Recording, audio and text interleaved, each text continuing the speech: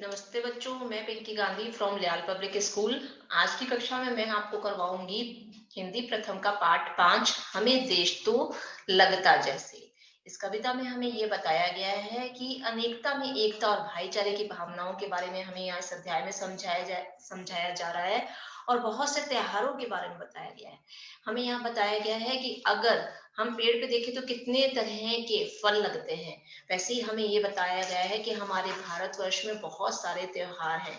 जैसे कि हम अगले पेज पे इसको देखेंगे, अगर हम अपने देश को एक पेड़ माने और उसकी हर शाखा पर, हर डाली पर अगर हम अलग अलग त्योहारों को रखें, तो हम देखेंगे कि हमारे भारतवर्ष में कितने सारे त्योहारों को मनाया जाता है। हर पेड़ पर, हर डाली पर हमें अलग अलग त्योहारों को दिखाया गया है और उसके महत्व को बताया जा रहा है ना। आगे बढ़ते हैं हम।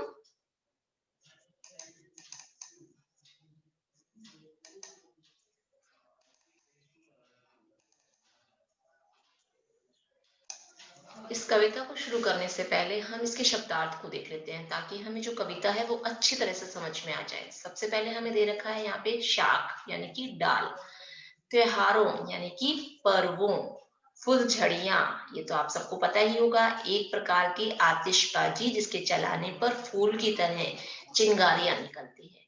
डोल, हिलना डुलना। क्रिसमस, ईसाई धर्म का प्रसिद्ध जो है त्योहार है। ओणम 10 दिन तक चलने वाला केरल का एक प्रमुख त्योहार है। और गुरु पर्व, इसका मतलब क्या होता है, सिख धर्म का एक प्रमुख त्योहार होता है। तो यहाँ क्रिसमस के बारे में हमें बताया गया है कि ईसाई धर्म का, क्रिश्चियन लोगों का प्रसिद्ध त्योहार है। और ओणम के बारे में बताया गया है कि केरल का प्रमुख त्योहार है जो 10 दिन तक चलता है। और गुरु पर्व के बारे में हमें बताया है कि सिख धर्म का एक प्रमुख त्योहार है, सिख लोग इसे मनाते हैं। ठीक है, आगे बढ़ते हैं हम कविता की ओर। कविता में हमें बताया गया है, देखो पंक्तियां बताई गई। सबसे पहले तो हम इस चित्र को देखते हैं। देखो एक ये पेड़ दिखा रखा है, वहां पर हर डाली पर अलग अलग त्योहार हमें यहाँ बताए गए हैं। और जो बच्चे होते हैं वही क्या होते हैं, हमारे देश का भविष्य होते हैं। वही आने वाले हर त्योहार को, धर्म को, हमारी संस्कृति को आगे बढ़ाने का कार्य करते हैं। हमें देखो यहाँ पंक्तियां दे रखी है, कविता की ओर चलते हैं। हमें देश तो लगता जैसे वृक्ष बड़ा हो प्यारा प्यारा। हमारा देश हमें कैसे लग रहा है, एक बहुत ही प्यारा सा पेड़ जैसा लग रहा है।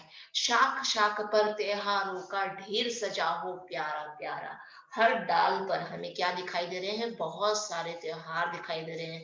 ढेर सजा हो प्यारा प्यारा, हर डाल पर इतने सारे त्योहार हैं, तो हम उनको देख के बहुत खुश हो रहे हैं। हमारा देश किसकी तरह माना जा रहा है यहाँ पे, एक वृक्ष की तरह पर, जिसकी हर डाली पर त्योहार को दिखाया गया है। उधर शाख पर लगता जैसे छूट रही है फुलझड़ियां कितनी। एक डाल पे हमें दिखाई दे रहा है कि देखो कितनी सारी फुलझड़ियां छूट रही हैं, बच्चे जला रहे हैं फुलझड़ियों को। क्या बताया मैंने, फुलझड़ियां आपको एक प्रकार की आतिशबाजी है जिसके जलाने पर फूल की तरह चिंगारियां निकलती है। अरे अरे दिवाली जैसे दीप लिए खुश दिखती कितनी। देखो दिवाली पर क्या होते हैं, दिए जलते हैं ना बहुत सारे। तो एक डाली पर दिवाली का त्योहार दिखाया गया है, जिसमें बच्चे जो है फटाके जला रहे हैं और बहुत सारे दियों को जलाया गया है। दीप लिए खुश दिखती कितनी, हाँ, उधर वह शाख भी देखो कैसे हिलमिल डोल रही है।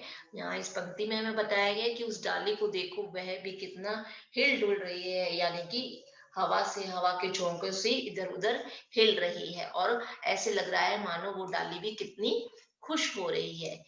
ईद मिलन के मीठे मीठे बोल वे जैसे बोल रही है। और एक डाली पे हमें कौन सा त्योहार बताया जा रहा है, ईद का त्योहार बताया जा रहा है ना। अब शाख पर उधर भी देखें, उस पर है त्योहार सजे हैं, उस पर भी त्योहार सजे हैं। बाकी डालियों पे भी क्या है, बहुत सारे त्योहार हैं। किसी पे दिवाली, किसी पे क्रिसमस, किसी पे ईद और किसी पे गुरु पर्व। कौन कौन से त्योहार हैं, क्रिसमस है, ओणम है, गुरु पर्व है और लगता जैसे, ये फूलों के समान लग रहे हैं। त्योहार किसके जैसे लग रहे हैं, ये फूलों के समान लग रहे हैं। आगे मैं आपको बताती हूँ कि क्रिसमस का त्योहार क्या होता है। ईसाइयों का प्रमुख त्योहार होता है क्रिसमस। यह कब मनाया जाता है, 25 दिसंबर को पूरे विश्व में बड़े धूमधाम से मनाया जाता है। यह त्योहार ईसा मसीह के जन्मदिन के रूप में मनाया जाता है।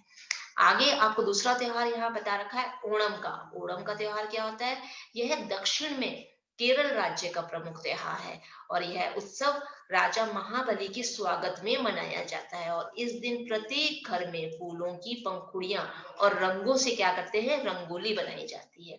जैसे हमारे यहाँ दिवाली का त्योहार मनाया जाता है ना, राजा राम लक्ष्मण जो सीता जी जब घर आए थे तो उनके स्वागत में दिवाली का त्योहार मनाया जाता है, वैसे ही ओणम का त्योहार जो है दक्षिण में केरल राज्य में मनाया जाता है। और कौन से राजा के लिए, राजा महाबली के स्वागत में मनाया जाता है। आगे आपको तीसरा त्योहार यहाँ दे रखा है, गुरु पर्व। गुरु पर्व का त्योहार क्या होता है, यह सिख धर्म का त्योहार है और इस त्योहार को सिख धर्म के लोग गुरु नानक देव जी के जन्मदिन के रूप में मनाते हैं। भारत में अलग अलग संस्कृतियों का देश है और भारत में अलग अलग धर्मों के लोग भी रहते हैं, इसीलिए देश में पूरे साल भर किसी न किसी क्षेत्र में त्योहारों की धूमधाम जो है मची रहती है। यही कारण है कि भारत को क्या कहते हैं, त्योहारों का देश कहते हैं।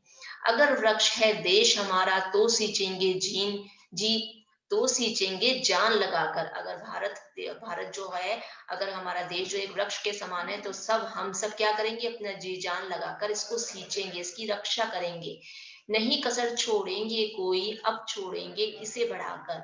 हम कोई भी कसर नहीं छोड़ेंगे इसकी रक्षा में, इसे बढ़ाने में अपना जी जान लगाकर इसको आगे बढ़ाएंगे। अच्छी थी ना कविता, क्या कविता थी ये। इस कविता में हमें ये बताया गया था कि ये कविता जो है, एक हमारे देश को, जो भारत वर्ष हमारा देश है, इसको किसके समान माना गया है, एक पेड़ के रूप में माना गया है जिसकी हर डाली पर अलग अलग तरीके के त्योहारों को दिखाया गया है और हर त्योहार का अपना महत्व है। इतने सारे त्योहार हैं, इसीलिए हमारे देश को क्या कहते हैं, त्योहारों का देश कहते हैं।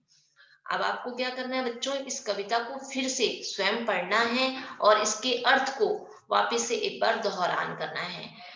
अगली कक्षा में मैं आपको इसकी अभ्यास प्रश्नों को और कॉपी पाठ कर करवाऊंगी। आज की मेरी कक्षा यही समाप्त होती है। धन्यवाद।